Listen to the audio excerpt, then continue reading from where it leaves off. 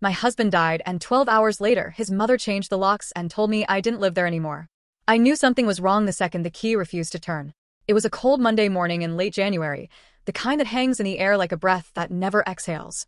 I had just returned from St. Joseph's Hospital, still in the same jeans I'd been wearing for 2 days, still carrying the same overnight bag I'd packed when Ethan collapsed. The bouquet in my left hand, roses and lilies from his coworkers, had wilted in the back seat of my car overnight. My eyes were swollen, lips cracked from too much crying and too little sleep. I had watched my husband die in the cardiac unit 12 hours earlier. I wasn't ready to face the silence of our house, but I also wasn't ready for what I saw instead. I stepped onto the porch and slid my key into the front door. It jammed. I pulled it out, tried again. Nothing. My heart stuttered. I checked the spare, the one hidden behind the loose porch stone. Still no luck. It was like the lock had forgotten me, or worse, rejected me. That's when I noticed the curtains. The white linen ones I'd hemmed myself were gone, replaced by thick velvet panels in a garish floral print I'd never seen before. My stomach dropped. I peered closer through the narrow slit between fabric and wall, squinting against the morning glare. Inside, the living room was cluttered with boxes, cardboard towers where there should have been clean space. A pink velvet pillow sat on my reading chair, a floral teacup on the coffee table. And then I saw her, Diana, my mother-in-law, wearing a navy cardigan and a smile that sent ice crawling down my spine. She was sipping tea, my tea, from the wedding china Ethan and I had saved for 3 years to buy. Across from her, casually tossing throw blankets into a basket, was Jocelyn, Ethan's younger sister. They were laughing, moving in like I didn't exist, like Ethan hadn't died the night before. I knocked. No answer. I knocked again, louder this time, fists trembling, throat raw. After what felt like forever, the door cracked open. Diana's figure filled the frame, composed and calm, her arms folded tightly across her chest like she'd been preparing for this moment for years. "Rachel," she said, tilting her head. "Didn't expect you so soon. What's going on?" My voice shook. "Why can't I open the door?" She leaned against the frame, perfectly poised. "Because, dear, you don't live here anymore." My mouth opened, but no sound came. I blinked at her, sure I'd misheard. "Excuse me?" Diana's smile didn't waver. "Ethan paid for this house. My son, not you. There was no prenup, no child, and no real contribution on your part. It's time this house returned to his real family." For a moment, I thought the cold I felt was from the weather, but it wasn't. It was coming from her. "I'm his wife," I whispered. "We bought this house together. I refinanced it when his business failed." "Oh, please." Diana cut me off, waving a dismissive hand. "You played house while he worked. Now that he's gone, your lease is up." Behind her, Jocelyn appeared with 2 of my serving plates in hand. "You left the side door unlocked when you went to the hospital," she said with a smirk. "We figured you wouldn't mind." I felt my knees wobble. I laughed, not out of humor, but the kind of hollow, stunned disbelief that bubbles up when reality snaps too sharply to bear. "What's so funny?" Diana narrowed her eyes. I steadied myself, wiped a tear that I wasn't even sure came from sadness anymore. "You're unpacking pillows and pouring tea in a house you think belongs to you," I said slowly, "but you have no idea what you've just stepped into." The smile on Diana's face faltered just for a second. It was the only crack I needed. I turned and walked back to my car. My keys were useless now, but I had something better, something she didn't know about yet. And by the time I was done, Diana would wish she'd never touched a single cup in my kitchen. 2 years earlier, almost to the day, I sat at the edge of our front porch, this very porch, watching Ethan run his hands through his hair in frustration. It was January then too, just colder, darker. His startup had collapsed the week before. The bank had frozen his business accounts. His credit score had tanked. I remember the way he couldn't look at me directly when he said it. "They might take the house, Rachel." He wasn't a weak man, but that day I saw him cracked open in a way I never had before.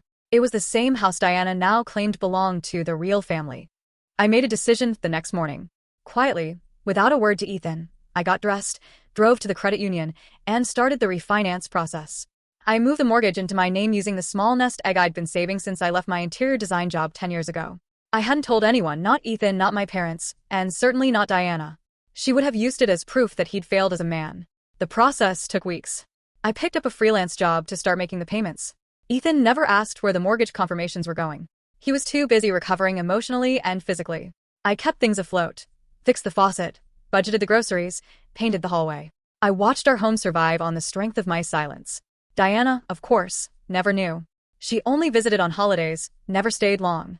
She hated the South, thought Savannah was too humid, too soft, too forgiving. I'd hear her voice echo through the guest room. Ethan, you were meant for more than this floral wallpaper and street jazz. And Ethan would smile that tired smile and whisper to me later in bed, she just doesn't understand peace. I never wanted to confront her. Not then, not even now. I just wanted space to grieve, to be alone in the only place that still smelled like him. Instead, she changed the locks. I sat in my car outside the house for a long time after that confrontation. The January air seeped into my coat, but I didn't move. I didn't cry. It was like my body didn't even know how to react anymore. How do you process being widowed and homeless on the same day? Eventually, I drove to a motel just off Highway 204, a place that reeked of bleach and mold and something vaguely chemical. I used Ethan's emergency credit card, the only one still active, and rented a room for 3 nights. I sat on the edge of the bed, staring at my bag. I hadn't packed clothes, just hospital papers, a book I never opened, and the last voicemail Ethan left me the night before his heart gave out. I played it once, twice, then I shut my phone off. That night, I didn't sleep. I kept picturing Diana sitting in my chair, Jocelyn eating off my plates, and the hallway filled with boxes of their things. They hadn't even let the body go cold before staking their claim. The next morning, Tuesday, I woke up to the sound of church bells. St. Francis down the street rang them every hour. I sat up slowly, brushed the knots out of my hair, and stared at the blank motel ceiling. My fingers ached from clenching the sheets all night. My throat burned. And then I did something I never imagined myself doing. I picked up the phone and called the funeral home. "Good morning," a gentle voice answered. "St. Matthew's Memorial. This is Margaret." "Yes," I said, voice steadier than I expected. "This is Rachel Monroe. I need to update the guest list for Ethan Monroe's service." A pause. "Of course, Mrs. Monroe. What changes would you like to make?" I didn't hesitate. "Remove Diana Monroe and Jocelyn Monroe from the list." Another pause, this time longer. "Understood." I ended the call before she could ask why. It wasn't spite. It wasn't vengeance. Not yet. It was boundary, the first one I had drawn in over a decade of holding my tongue. And for the first time since Ethan died, I felt something that almost resembled control. Tuesday afternoon I returned to the house, not through the front, but by circling the block and parking discreetly behind the row of hedges that separated our backyard from the neighbors. I waited, watched. Diana's car wasn't in the driveway. No sign of Jocelyn either. The side door, the one leading from the laundry room to the back porch, had always had a faulty latch. Ethan meant to fix it for months. I knew how to slip it open without a sound. Inside, the house smelled different. Not bad, just foreign. The lavender air fresheners I hated were everywhere. My framed photos had vanished from the hallway walls, replaced by landscape prints I didn't recognize. There was a sharp pang in my chest as I realized someone had rearranged the throw pillows on the couch. Ethan's side of the sofa was empty, no blanket, no coffee mug, no trace. I didn't have time to mourn. I moved quickly. Ethan's office was tucked in the back of the house between the guest room and the laundry, a small windowless room filled with wires, books, and the smell of his cologne. Diana hated that space. She called it a digital junkyard. That's why I figured she wouldn't touch it. I was right. The room was just as he left it, chaotic, overly organized in that way only he understood. Papers stacked into columns, receipts half-sorted, USBs labeled in his neat, all-capital handwriting. I stood in the doorway for a moment, letting the silence settle around me like a second skin. Then I went to work. Top drawer, receipts from a freelance job. Second drawer, business cards, old flash drives, and a sticky note reminding him to cancel a dentist appointment. I rifled through them all, unsure what I was looking for, just chasing a memory or maybe a signature, anything that could tie him, this place, and me back together. And then I saw it. A slim black folder wedged between 2 instruction manuals on his desk. Across the top, in his unmistakable hand, post-nup, do not discard. I froze. We never signed a prenup. Not once.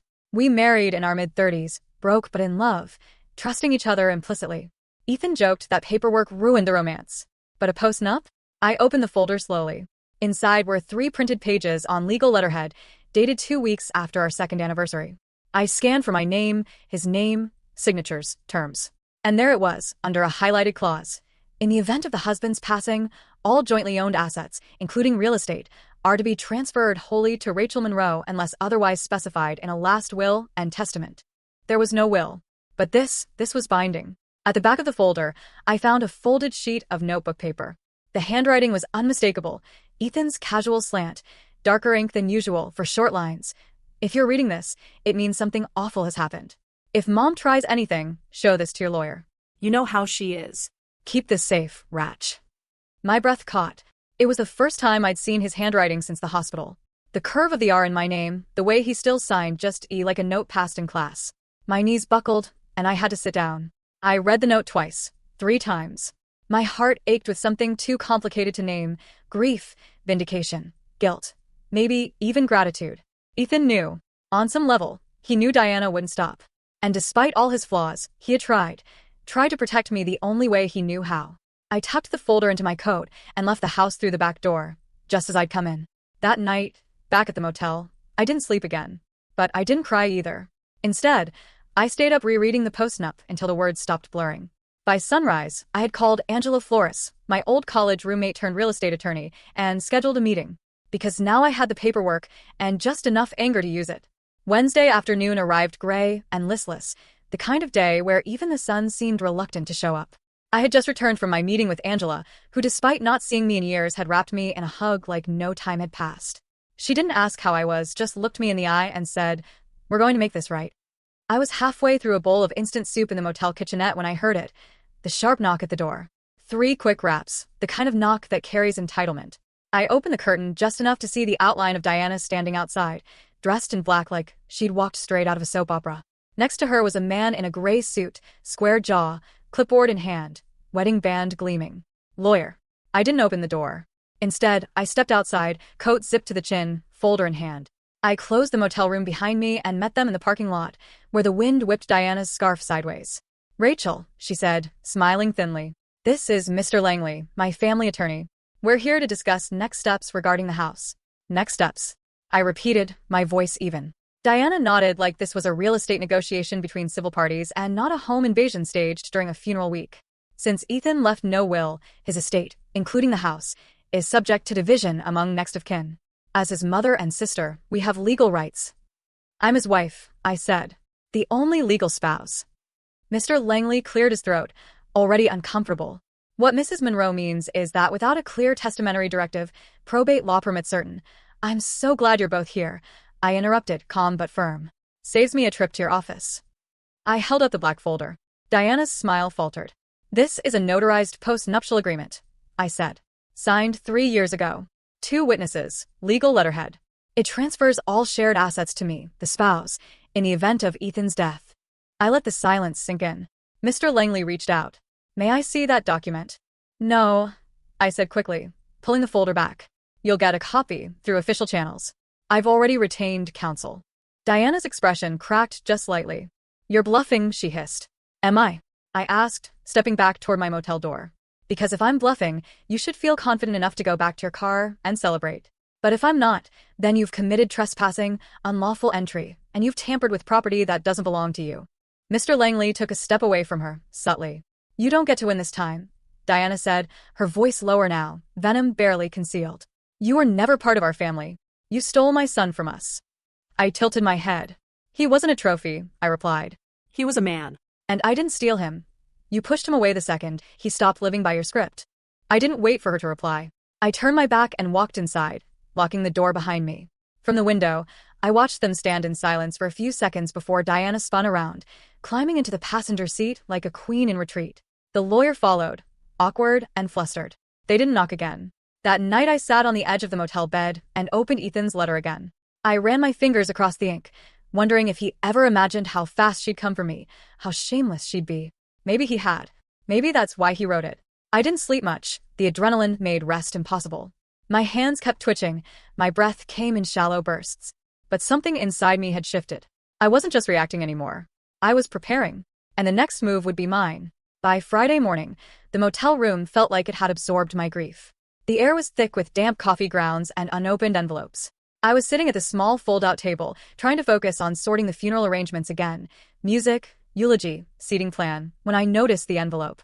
No stamp, no return address, just slid under the door sometime during the night. I stared at it for a long time before picking it up. Inside was a neatly typed document from the Chatham County Probate Court. The letterhead was crisp, the ink fresh. My name was printed in bold near the top. Rachel Monroe, respondent. My pulse jumped. To whom it may concern, this court has received a formal petition filed by Mrs. Diana Monroe, mother of the late Ethan Monroe, challenging the validity of the property transfer and post-nuptial agreement dated June 5, 3 years prior. The petitioner alleges that undue influence, mental distress, and coercion may have impacted the decisions of Mr. Monroe in the months preceding his death. I stopped reading. She was accusing me of manipulating him, of controlling him while he was weak, of exploiting the man I loved in order to steal his house. I dropped the letter on the table like it burned my skin. The rage that flooded me was slow and hot, like molasses over flame. Not explosive, not even loud. Just steady. Just final. I picked up my phone and called Angela. "I figured you'd call," she said before I could say anything. "She's saying I coerced him," I said flatly. "That I forced him to sign the postnup." Angela's voice was calm. Too calm. "That's not new. It's what people do when they don't have legal footing. They sling mud and hope something sticks." "She wants to take everything," I whispered. "Not just the house. She wants to rewrite who he was, who we were. She wants control." "She wants control," Angela corrected. "This isn't about money, Rachel. It never was." I stared at the corner of the ceiling, feeling that cold motel air wrap around my ankles. "I want to fight her," I said. "Not just stop her. I want to destroy her." Angela paused, then her tone shifted, steel under velvet. "Good. But we do it smart. You don't speak to her. You don't respond. You let me build this like a wall, one brick at a time." We hung up. I stared at the court letter for a long time, then folded it, slid it back into the envelope, and tucked it into my suitcase. That afternoon I received a text message from a number I hadn't seen in over a year. James Harding, Ethan's former business partner. "Hey Rachel. I don't want to get involved, but Diana reached out. She asked about Ethan's mental state during the last few months. Wanted to know if I had emails, medical stuff, anything about confusion or forgetfulness. I didn't say anything, but she mentioned that one investor meeting, remember? He came back pretty out of it. I just wanted to give you a heads up." I stared at the message until the screen went dark. Of course I remembered that day. 3 months before Ethan died, he'd come home from a client meeting pale and shaken. Said he forgot where he parked, forgot the name of the guy he just met. He blamed it on stress, insomnia, too much caffeine. But Diana, she must have gotten wind of it. She was building a case. If she could convince the court that Ethan hadn't been of sound mind, even if it was all circumstantial, she could unravel everything. Undue influence was hard to disprove, especially if it came with whispers, with concerned family, and unanswered questions. That was the moment I remembered something Ethan said, almost offhand, one night after dinner. "I have an appointment at St. Michael's next week," he'd said. "Neurology. Just to rule stuff out. Probably nothing." I hadn't gone with him. He told me not to worry. I scrambled off the bed, yanked open my suitcase, pulled out the folder of documents, and dumped it across the bedspread. I tore through everything: utility bills, mortgage receipts, old birthday cards, even a dentist reminder. Then, tucked inside a pile of unopened mail from 3 months ago, I found it. A sealed envelope from St. Michael's Neurology Clinic. I opened it with shaking fingers. "Dear Mr. Monroe, following your recent cognitive assessment, we are pleased to inform you that your results fall within the normal range. No signs of early cognitive decline were detected." I read it 3 times before I finally let out the breath I'd been holding for a week. He had been okay. And now I had proof. Monday morning. 1 week since Ethan died. 5 days since Diana filed the petition. 72 hours since I found the neurologist's letter that would change everything. The courthouse on Montgomery Street was cold, even in spring. Steel benches, marble floors, that sterile echo of shoes clicking, paper shuffling, and whispered accusations. Angela met me on the steps, hair in a tight bun, folder in hand, eyes sharp, ready. "You okay?" she asked softly. "I am," I said. And I was. For the first time in days, I stood with both feet grounded. Inside, the courtroom wasn't full, just a scattering of people. Diana in the front row, dressed in funeral black lace, her posture immaculate, a tissue already clutched like a prop. Jocelyn sat beside her, head bowed, the perfect daughter in mourning. On their side, Mr. Langley, the same man with the clipboard from the motel. I didn't look at them. Angela and I sat at the respondents' table. My hands trembled under the surface, but I kept my back straight. I wasn't here to beg.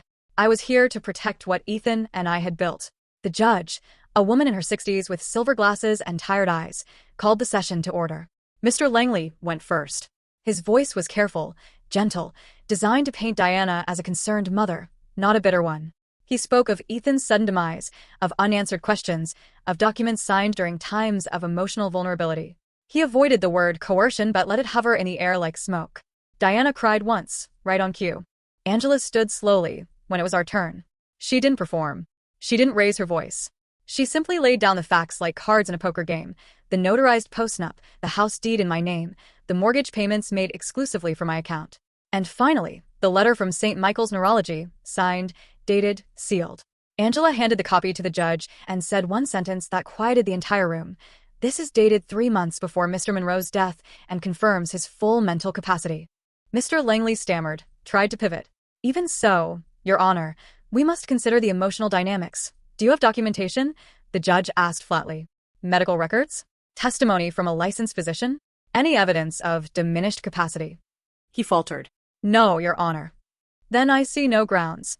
The judge said, already writing. The post-nuptial agreement is legally binding. The deed is in Mrs. Monroe's name. This house legally belongs to her. Case dismissed. Just like that. The gavel came down like thunder in my ears. I didn't cheer. I didn't smile. I just exhaled, long, slow, and silent. The kind of breath you don't realize you've been holding until you finally let it go. Outside the courthouse, the sky was a deep blue. Birds chirped in the oak trees like nothing had happened at all. I didn't expect her to follow me, but she did. Diana caught up on the courthouse steps, heels clicking like gunshots on stone. You may have won the house, she said, voice like glass, but you'll never erase me. I'm his mother. I turned slowly. You already erased yourself, I said. She blinked. What? You erased yourself. The moment you tried to rewrite who he was. The moment you broke into our home, stole his things, lied under oath. Ethan knew who you were, Diana. That's why he wrote the letter. That's why he signed the postnup. Her face cracked, not much, but enough. I leaned in. And if you come near me again, I won't need a courtroom to protect myself. I've already filed a restraining order. She stepped back. You can't keep me from his funeral, she hissed. I already did. I replied without raising my voice. I called the funeral home the morning after you changed the locks. Your name is off the list. If you show up, they'll escort you out. Her mouth twisted. You vindictive little. No, I said, cutting her off. I'm not vindictive. I'm free. And I walked away, head high, not once looking back. The chapel smelled like lilies and cedar polish. It was Tuesday, exactly 1 week after Ethan's heart gave out. The service had been scheduled for noon, but by 11:15 the pews were already filling. Friends, neighbors, a few of Ethan's old clients. Some had driven in from Atlanta, others from Charleston. Many hadn't seen us in years. I'm so sorry, they whispered as they hugged me. He loved you so much. He always talked about your garden plans. He said you were the only calm he ever knew. I nodded, smiled softly, swallowed words I couldn't afford to speak. Angela arrived just before 11:30 and sat quietly near the front, not as my attorney today, but as a friend. She didn't say anything. She didn't need to. The musicians tuned quietly in the corner. The minister stood near the altar, flipping through notes. The urn sat on a small table wrapped in blue velvet, Ethan's favorite color. I'd chosen it myself. And then I saw them. 2 silhouettes slipping into the back pew, barely noticeable if you weren't looking. But I was. Diana. Jocelyn. Dressed in black, perfectly coordinated, hair pinned, veils subtle but unmistakable mourning clothes, theater costumes, masks. They weren't on the guest list. I'd made sure of that. The funeral home had assured me they would be stopped at the door. But someone must have looked away at the wrong moment, and now there they were pretending to belong. I stood frozen for a moment, staring across the chapel. My breath caught, my heart pounded. Not from grief, but fury. I had buried Ethan, once already. I would not let them dig him up for show. Angela turned toward me slightly. Want me to handle it? She whispered. I shook my head. No, I would do it myself. I walked slowly down the aisle, heels echoing in the sudden silence. Every head turned. The music paused. Even the minister stepped aside, sensing something sacred in motion. When I reached the back, Diana looked up. Her smile was small. Jocelyn's eyes flickered away. You're not supposed to be here, I said quietly. We're not leaving, Diana replied, voice low and proud. I gave birth to him, she added. Then you should have respected his wishes. I'm his mother. And I'm his wife. The only one he chose. My tone didn't rise. She straightened, defiant. You can't stop me from mourning my own son. Not mourning, I said. Performing. She blinked. I will walk out right now, I added. And I'll take the minister with me. We'll finish the service at a park, at a parking lot, at a kitchen table. I don't care. But you will not sit here and pretend you didn't try to erase him. You don't get to use his death for dignity you never earned. For a second no one moved. Then Jocelyn's voice broke the silence. Mom, she said softly, without meeting anyone's eyes. Let's go. Diana turned toward her, stunned. We're not wanted here, Jocelyn added. Let's stop pretending. She stood, and slowly Diana followed. There was no scene, no screaming, no tug-of-war. Just the sound of two pairs of heels walking away and the soft click of the chapel door closing behind them. When I turned back toward the altar, the entire room exhaled. I walked slowly to the front. The music resumed. The minister nodded. And with my hand steady, I stood before Ethan's urn and said goodbye, not surrounded by liars, not interrupted by venom, but wrapped in silence, in truth, and in the love of people who actually knew who he was. And for the first time since he died, I felt peace. The day after the funeral, the house was silent. Not the kind of silence that comforts, but the kind that watches you, waits for you to crack. I stood at the kitchen sink in Ethan's old sweatshirt, fingers wrapped around a chipped mug. The coffee had gone cold an hour ago, but I hadn't moved. Outside the window, the garden was bare, just turned soil, and the beginnings of what would come later. Maybe if I could keep going. I turned around slowly, half expecting to see Ethan sitting at the table, humming some off-key song, legs kicked up like he always did. But the chair was empty. The mug was his. The silence was mine. I had survived the funeral, survived court, but I hadn't stopped waiting for the other shoe to drop. So when I looked out the front window and saw Diana's car parked across the street, I wasn't surprised. It was early, barely 7 a.m. The engine was off, the windows rolled halfway down. A slow stream of cigarette smoke curled through the air. She sat still, hands resting on the wheel, staring straight ahead. She didn't knock, didn't approach.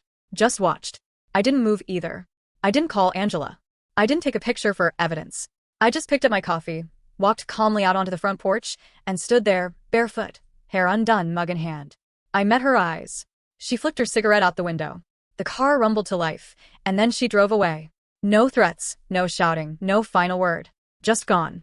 But I knew it wasn't surrender. It was retreat, a reminder, her way of saying I still exist. I went back inside, locked the door, and exhaled. That night I didn't sleep. Not from fear, not anymore, but from something quieter, heavier, like my body still bracing for impact even when the danger had passed. For 3 days, she didn't come back. I spent them cleaning, sorting Ethan's files, touching every drawer and surface he'd once used. The process was brutal. Each receipt a memory, each pen with his bite mark a tiny cut to the chest. On the third afternoon, I found his old gardening notebook, the one he used to fill with plans, doodles, dreams of a backyard space where things could grow without judgment. He had drawn marigolds, labeled every seed, even taped down a packet with a note. For Ratch. One day, when you're ready. I wasn't ready, but I went outside anyway. I dug where he marked, turned the soil with bare hands, planted every seed, watered them gently, sat beside them as the sun went down. And for a moment I forgot the lawsuits, the accusations, the funeral seating chart. I remembered his hands, his laugh, his stupid gardening hat. And when I went back to the front door that night, I found the envelope. No stamp, no handwriting, just 6 words printed in bold block font on a sheet of plain paper. This house will always be mine. I stared at it for a long time. Then I laughed, not bitterly, not out of rage, just lightly, with something that sounded like release. She had nothing left, no claim, no proof, no presence.